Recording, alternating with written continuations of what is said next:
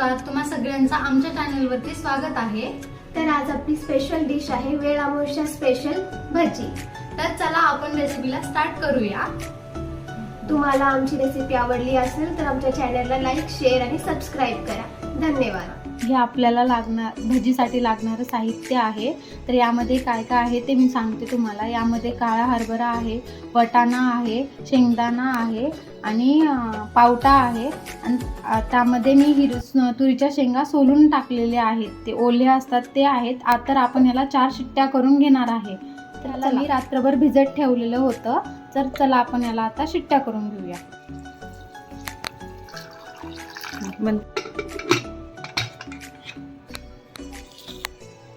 हे आपल्याला झालेले आहेत का बघायचं आहे, तर आपण बघून घेऊयात।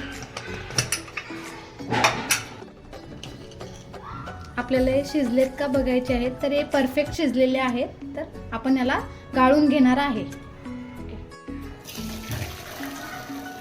आपल्याला या खालचं पाणी टाकून द्यायचं आहे, ते वापरायचं नाहीये। आपण स्टार्ट करूया।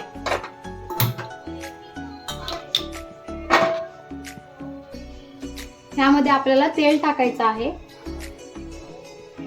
तेल गरम झालेलं आहे, त्यामध्ये आपण जिरे टाकूया, आलं लसूण पेस्ट टाकूया, थोडासा कढीपत्ता, थोडासा परतून घ्यायचा आहे, लाल होईपर्यंत परतून घेऊया। आणि आपण त्यामध्ये आता थोडासा कांदा पात टाकूया आणि हलवून घेऊया, मिक्स करून घेऊया। ह्याला थोडंसं परतू द्यायचं आहे, त्याचं पाणी पूर्ण हे झालं पाहिजे, सुकून गेलं पाहिजे।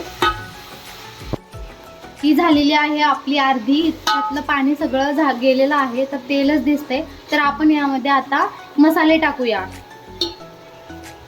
सर्वात आधी लाल तिखट टाकूया। हे 5 चम्मच लाल तिखट आहे आणि हे 3 चम्मच हळद पावडर आहे आणि चवीनुसार मीठ,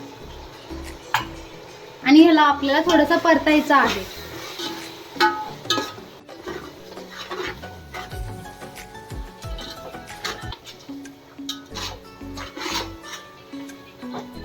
असं लाल होईपर्यंत परतायचं आहे, त्याचा कलर पूर्ण दिसला पाहिजे।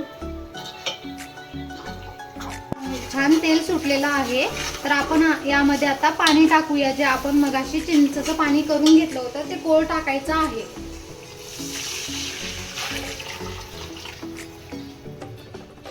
त्याला उकळी येऊ द्यायची आहे, तोपर्यंत थांबायचं। मस्तपैकी पाण्याला उकळी आलेली आहे। तर आपण यामध्ये आता मगाशी दाखवल्याप्रमाणे कोटिंग केलेले सगळं मिक्स केलेलं टाकूयात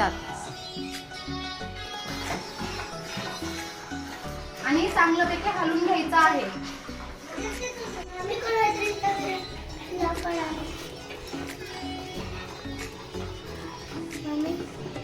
मिक्स करत राहायचं आहे, नाहीतर हे गुठळ्या बनतं। तर ह्याला सारखं फिरवत राहायचं आहे आपल्याला। हे जोपर्यंत ट्रान्सपरंट बेसन दिसत नाही तोपर्यंत ह्याला हलवत राहायचं आहे। अशा प्रकारे ह्याला हलवायचं आहे। 10 मिनिटं पूर्ण झालेली आहेत। तर बघूया आपण भजी शिजली आहे का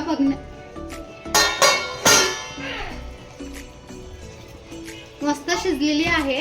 त्यावर आता आपण कोथिंबीर टाकूया।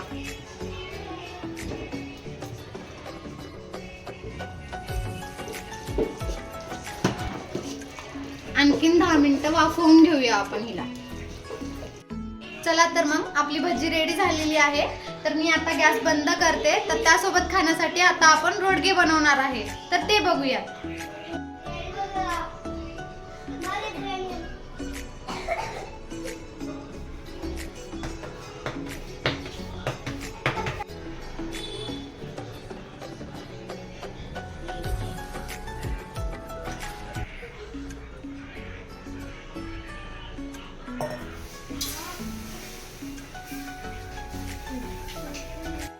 चला तर मग आपली भजी आणि रोडगा तयार झालेला आहे। तुम्ही पण नक्की ट्राय करा।